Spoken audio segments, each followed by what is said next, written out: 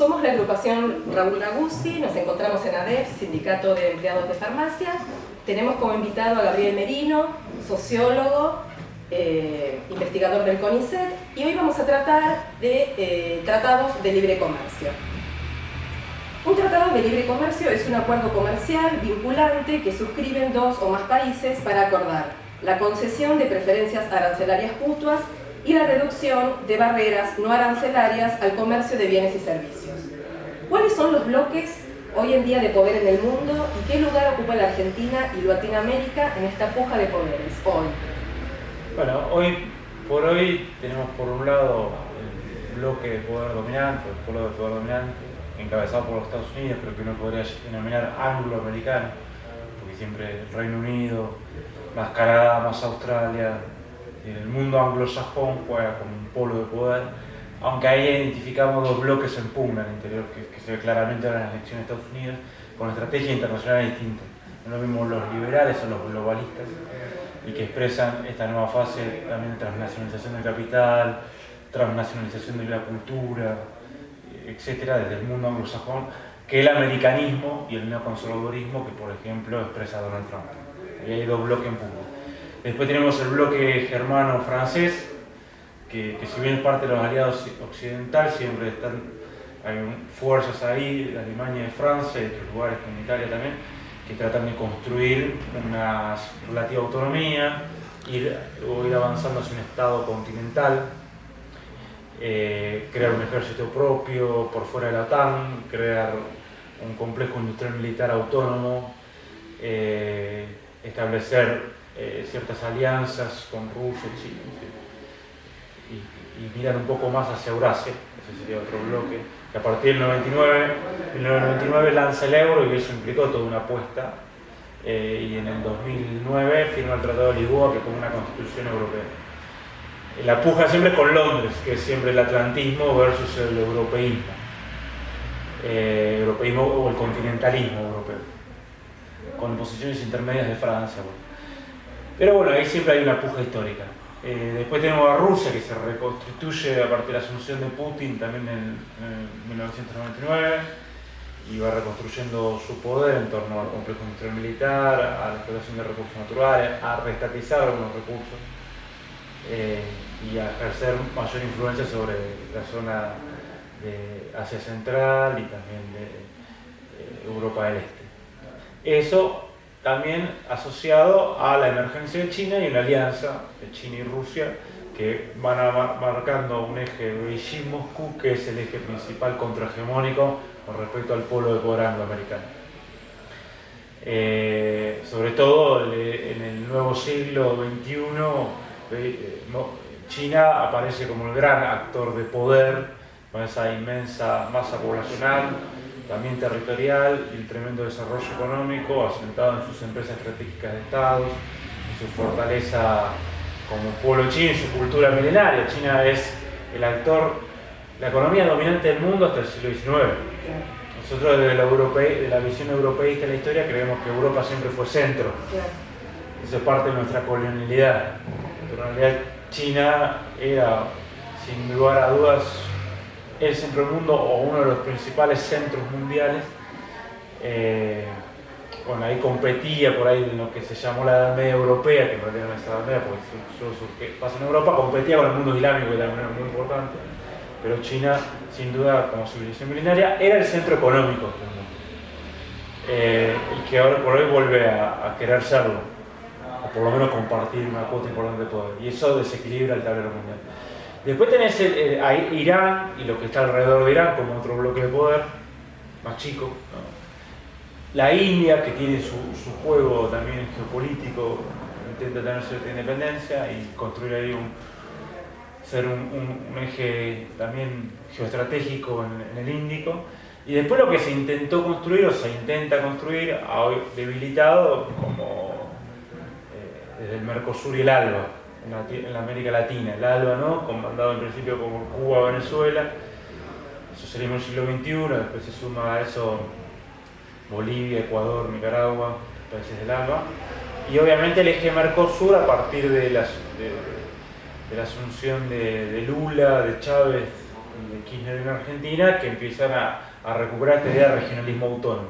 Él es un bloque, un intento de bloque, porque ni siquiera el Mercosur conforma un bloque comercial. Como define Arceo, para ser un bloque comercial, el intercambio comercial al interior del propio bloque tiene que ser por lo menos de un tercio. Así que la Argentina importe y exporte dentro del bloque un tercio de sus productos y no se llega a eso. Y tiene mucha debilidad política, pero bueno, una fuerte impronta política que permitió construir cierto regionalismo autónomo y pretende hacerlo. Lo que intenta la agenda de libre comercio, particularmente la agenda de libre comercio propuesta por las grandes transnacionales y los actores dominantes de este mundo angloamericano o anglosajón, es de alguna manera imponer sus reglas de juego al resto de los bloques, es decir, las reglas de juego del capitalismo del siglo XXI, como definen ellos, y que esas reglas de juego beneficien a ese polo angloamericano universalizado, o a ese occidente globalizado. Porque la mayoría de las reglas de juego son las que establecen sus propias transnacionales, sus propios intereses económicos, sus propios intereses en materia de legislación, patente, etc. Porque en realidad tampoco se trata de libre comercio meramente. Y hoy no se discute en TLC en sentido estricto de la palabra. Hoy se discute una nueva estatalidad, es decir, nuevas reglas de juego, nuevas instituciones mundiales, nuevas normas. Si, por ejemplo, entre Estados Unidos y Europa no hay nada a liberalizar de comercio, salvo la cuestión agrícola, porque lo demás casi no tiene arancel entre la Unión Europea y Estados Unidos. Hay muy poco arancelado. Y además la mayoría de las transnacionales estadounidenses y europeas juegan de los dos lados y pueden producir de los dos lados. Porque hoy principalmente las grandes las transnacionales lo que manejan es que el tema de importación y exportación sea intraempresa, intracorporación, que se produce adentro de la misma corporación. O de la misma red, por así decirlo, de la misma empresa transnacional. Entonces, hoy más que cuáles son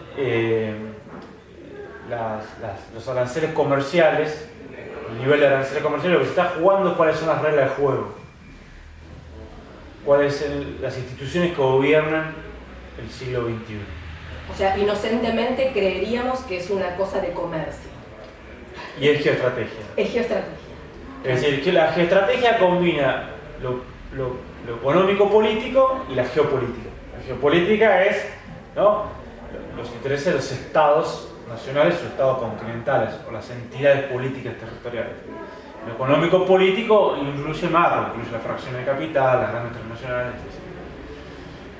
Esta geoestrategia, la geoestrategia angloamericana piensa en que ellos tienen que controlar Eurasia.